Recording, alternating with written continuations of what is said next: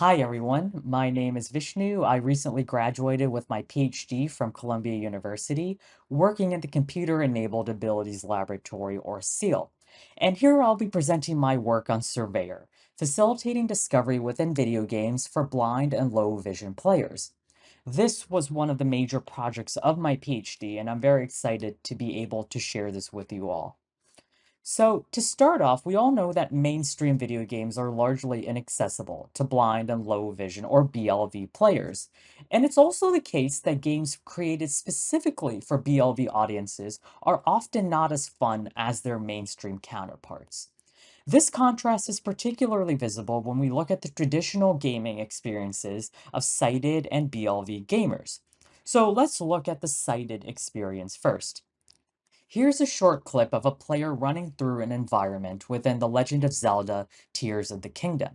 This is a small open area with buildings on the sides, as well as a goddess statue in the middle, and some people scattered throughout the area. The player's running through, they're looking around the environment, and eventually they see someone near a building in the distance and begin running over to them. This is a typical example of a sighted player's experience within a game. They see something that piques their interest in the distance and begin running over to it, or they find an opening that might lead to new things.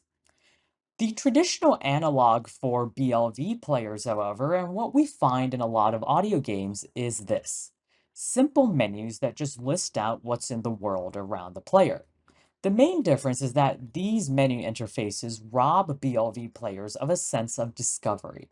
The joy and excitement that players feel when going through a game world and finding things is an important part of many games, but going through a menu doesn't really facilitate that feeling. This is also the case for the other major approach for game accessibility, and that is what we call spatialization. And this is prominently used within the Last of Us games. This involves sounding pings that provide players with a rough sense of what's around them through spatial sound. Here, too, that sense of discovery isn't necessarily there because BLV players can't do much with those pings as is, and they're forced to follow a predefined path to the next objective without any additional information. So, what we wanted to do is create a different way of approaching exploration to give BLV players that sense of discovery. In order to do that, though, we needed to figure out what scaffolding might be needed to achieve this. And so we spoke to two experienced blind gamers as part of a pair of formative interviews. These interviews yielded three major abilities that BLV gamers desire in order to effectively explore game environments and experience that sense of discovery. For the first one, both participants mentioned that they wanted to move through and look around environments rather than rely solely on menus and maps to discover items. For example, in this screenshot from a test game we created, where the player character is in a room with a bunch of large crates, a sighted player would see the opening between the gates in the distance and want to explore it, possibly discovering something in the process while going through that opening. These players wanted to do the same thing. Second, they mentioned wanting to keep an exploration log, desiring the ability to know where they've explored and in which direction they should go to uncover more of the world. Some video games, such as Red Dead Redemption 2, whose map is shown here, employ a fog of war mechanic that obscures unexplored parts of the world on the world map and implicitly communicates where you should go to reveal more of the world. And finally, they mentioned that they love the ability to quote unquote fast travel to locations they've already discovered. Many games like Skyrim, pictured here, provide this ability, either through directly warping to a location or through markers that act as beacons users can follow. Now, given these three abilities, we needed to see how we could manifest them within a game. And so we ended up developing and investigating a new system called Surveyor, an exploration assistance tool for virtual worlds designed to facilitate a greater sense of discovery in blind and low vision players. This clip on the screen shows Surveyor in action, but I'll spend the next few slides talking about what's going on here. So we treated the three abilities as design goals, and so Surveyor's design responds directly to them. First off is the ability to look around, and this is fulfilled by the directional scanner. How it works is that the player simply tilts the right thumbstick on their game controller, and the game announces what lies in that direction, the direction they're tilting the stick in, via their line of sight. So in this particular clip, the players within that same room with all the crates, they're tilting the thumbstick in a full 360-degree circle, which allows them to see the areas around them within their line of sight. So in this clip, that area, the areas that are in their line of sight, are turning red. Now this connects to the second component, which is the exploration log, and this is fulfilled by a special tracking system we created. So let's dive directly into what's going on here. So here's that same room, but with the player's initial 360-degree scan complete. Everything that was scanned by the player is marked as explored, which are the red cells on the screen here. All other parts of the room, such as the area behind the large crates, remain unexplored. The player's goal in this room is to find and collect a key card also located behind the crates and thus beyond their current line of sight. We can see the card better if we switch our point of view within the room. Now, the best way for a player to discover or find a key card is to go to the very edge of the area they've swept, and then use the directional scanner at that point.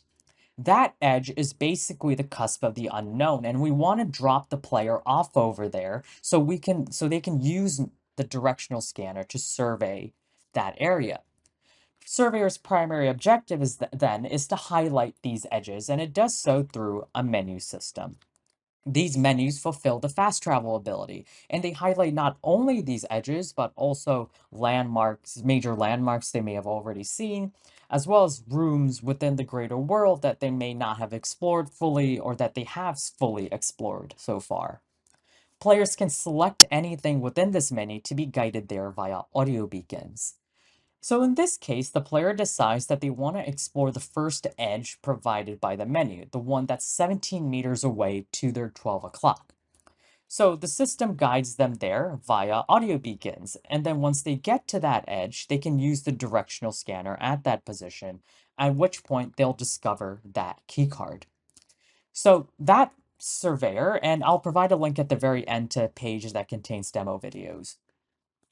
So now that we designed Surveyor, we wanted to figure out how well it worked. And so we performed a user study where we explored how well Surveyor facilitates discovery, especially with respect to existing in-game tools. We had 9 blind and low vision participants in a fully remote study make their way through 3 levels of a video game we created. They used Surveyor and 2 tools representing the status quo. These were a simple audio-based menu of points of interest in the room representing techniques that simplify the world, and a shockwave utility replicating object spatialization techniques like the ones in the Last of Us games. Now, as for a few findings from this study, a majority of the participants we tested with said they preferred Surveyor out of all 3 tools. And participants felt that Surveyor granted them with a strong sense of agency in exploring the world. They felt that they were encouraged to explore the levels more than they usually would have been. And this is visible in the raw paths that they took, especially within this particular segment of level 2. All 3 participants who used Surveyor within this level explored the entirety of the area, including a side room off to the left before moving on to collect the key. Whereas most participants who used the simple menu on Shockwave went straight for the key without exploring. Participants who used the menu could just select their destination and go straight to it, and the Shockwave didn't give any information about the side room, similar to how the Last of Us games approached this.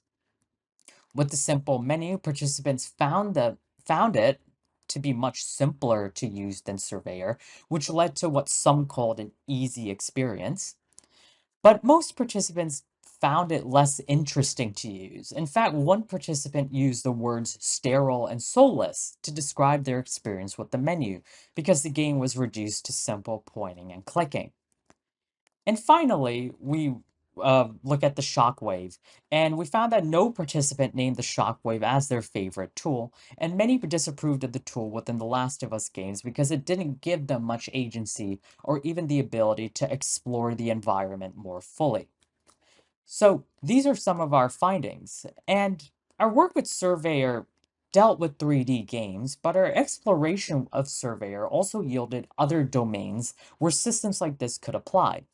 For example, some 2D platformers like Super Mario Bros. Shown here in this screenshot also encourage players to explore around a bit and find hidden items. So could an analog for Surveyor be designed that applies to more types of games as well? But there's also the question of the physical world. And prior work has noted a need for exploration assistance systems for blind and low vision users in the physical world as well. There have been apps for sighted users like Zenly shown here that keep track of people's movements and encourage them to explore physical areas. So could a surveyor-like system help blind users here as well? Because ultimately, at the end of the day, our work with Surveyor comes down to flipping the script, emphasizing experience over completion. And with this, we hope to grant blind and low vision users with access to a new class of experiences they can have not only by themselves, but with other people as well. So if you'd like to learn more about the project and watch some demo videos, please feel free to visit our lab's website by scanning the QR code on the screen. This code points to ceal, dot cs dot columbia dot edu/surveyor. And this work was originally published at the ACM Chi 2024 conference, so please feel free to check out the full paper for more details on what we did to create Surveyor, as well as the user studies that we did. Thank you, everyone.